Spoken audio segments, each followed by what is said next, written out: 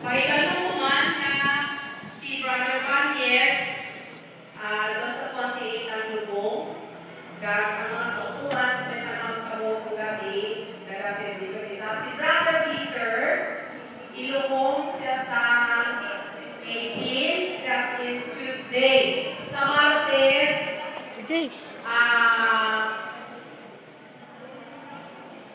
ilubong siya alas 8 sa aga.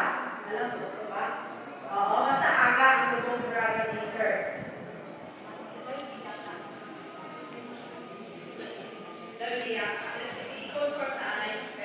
Okay. Then,